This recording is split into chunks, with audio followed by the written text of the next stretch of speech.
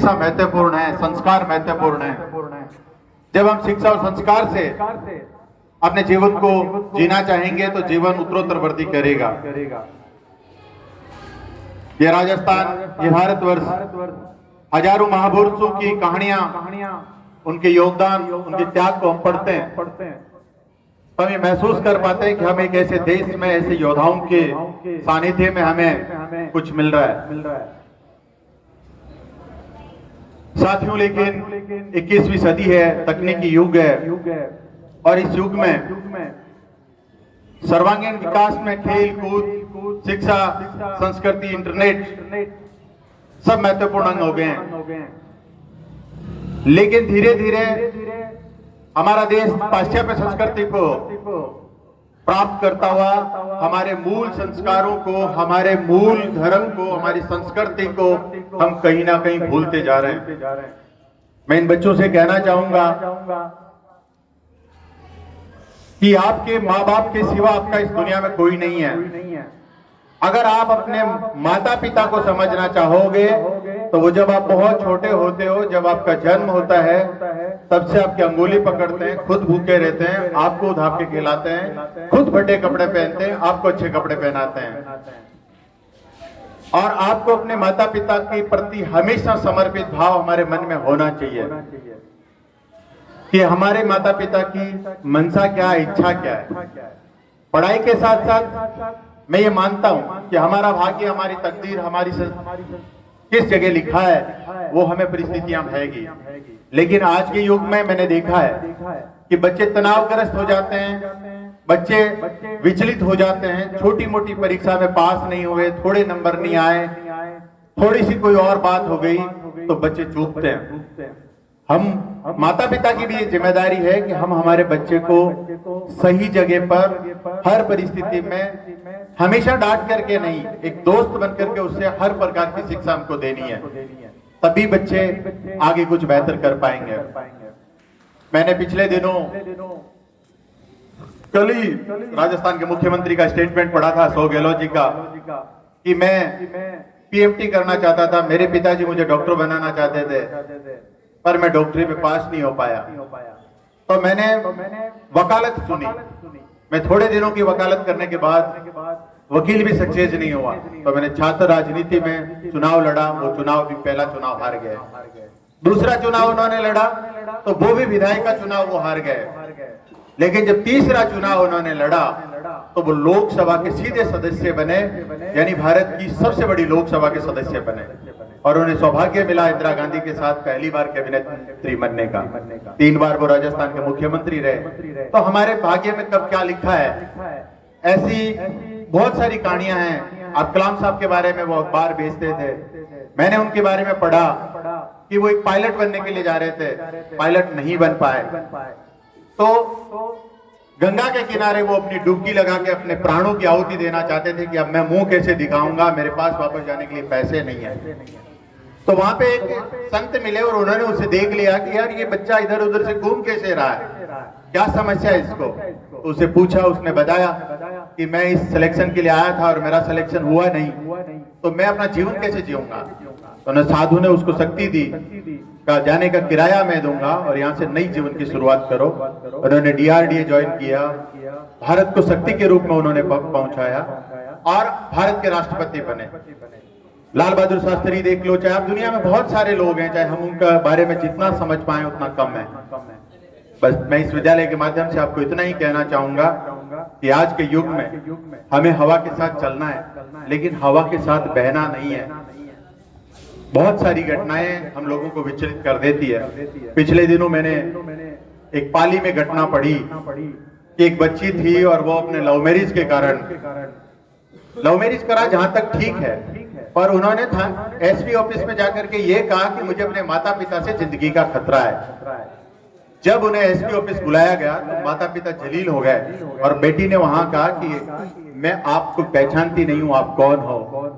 इस परिस्थिति में वो वापस आकर के ट्रेन के सामने अपनी जीवन लीला समाप्त कर ली। तो साथियों, जिस माता पिता ने आपको जन्म देते हैं, जो आपको संस्कारवान बनाते हैं, जो आपके लिए जीते हैं, उनको जीवन में कभी मत भूलना। और मेरे जीवन का तो एक ही सिद्धांत है कि जो अपने माँ बाप का नहीं, वो कभी अपना नहीं हो सकता और उसका कोई अपना नहीं होता। ऐसी ही घटना मैंने कल के अखबार में पढ़ी कि एक पंजाब का एक परिवार है जिसमें 5 बेटे हैं। 5 बेटे में 4 बेटे पिछले 10 महीने में नशे के कारण खत्म हो गए। आपने अखबार पढ़ा होगा। उनकी मां अंधी है। चारों बेटों की बहू अपने बच्चों को लेकर के पीर चली गई और उसकी एक बेटी जो है वो अंधी बेटी है, वो उसके साथ में है। दोनों माँ बेटियां भीख मांग करके पेट भरती है। हमें ये सोचना है कि जब माँ बाप हमारे थे, हम माँ बाप के लिए आज खड़े नहीं है। और कल ही के अखबार में आपने पढ़ा होगा कि भारत सरकार ने वृद्धों के लिए जो वृद्ध हो रहे हैं, जिनको आज के युग में लोग घरों से बाहर निकाल रहे हैं, उनके लिए सरकार ने एक हेल्पलाइन दी है कि आने वाले 2030 तक भारत में 50 लाख ऐसी संख्या हो जाएगी जिनको बच्चे जो है माँ बाप को घर से बाहर ही निकाल देंगे। अरे आप किस तरफ जाना बढ़ना चाहते हो? जीवन है आपका और जीवन अमूल्य है और जीवन में आप बेहतर करिएगा, लेकिन अपने परिवार को, अपने संस्कार को अपने साथ लेकर के करिएगा। मैं यही 2 घटनाएं आपके सामने जिक्र करता हुआ, इस विद्यालय ने जो भी मुझसे मांग की, ये तो बहुत छोटी मांग की है आपने।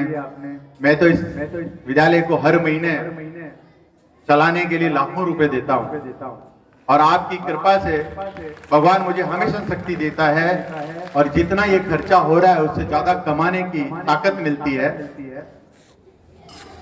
तो उसी उम्मीद के साथ मेरा जीवन का तन मन धन सब समर्पित है और मेरी एक उम्मीद है कि बेहतर हम कुछ कर पाए।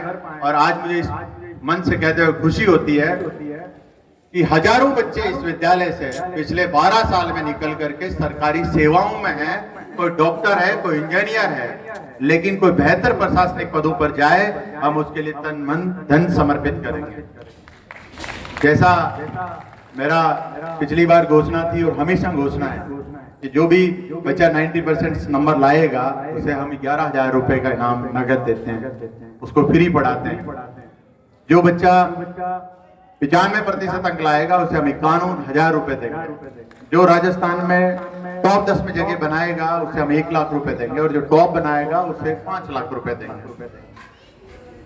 मैं अभी विक्रना के स्कूल से आया हूँ, हर एक साल बच्चा 90% अंक लाता है और वो इनाम हासिल करता है।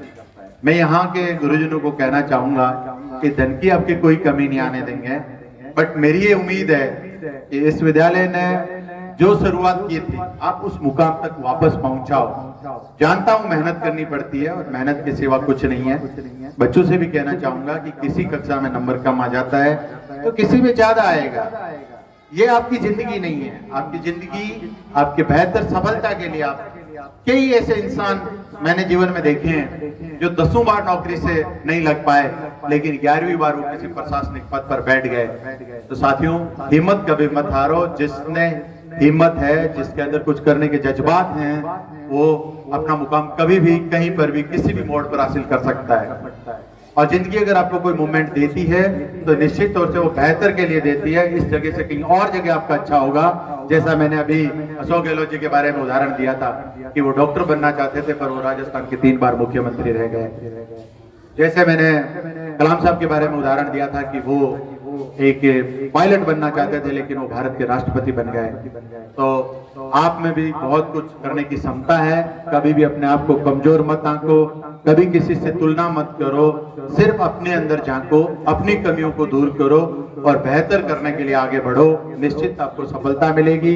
इसी शुभकामना के साथ थोड़ा मैं यहाँ लेट आया क्योंकि उस स्कूल के कार्यक्रम में था, फिर भी आप लोगों ने सब्र बनाए रखी, इस कार्यक्रम को बेहतर किया। और जो वाटर कूलर इन्होंने मुझसे मांगा है वो मैं कल ही विद्यालय में भिजवा दूंगा और ताकि भी आपकी हर समय तन मन धन से मदद करते रहेंगे। ये बात सही है। मैं कई दफे सोचता हूँ कि मैं विद्यालय में बैठूं, विद्यालय के बारे में खुद काम करूं, लेकिन समय नहीं मिल पाता है और मेरा भी पता नहीं जीवन मुझसे और कुछ मांगता है। तो आप लोगों ने अगर सबकी दुआएं अगर मिली तो हम भी कभी बहुत जल्द लोकसभा में या विधानसभा में बैठ करके आपका प्रतिनिधित्व करेंगे। इसी शुभकामना के साथ आपको बहुत बहुत धन्यवाद देता हूँ। थैंक्स। राम राम।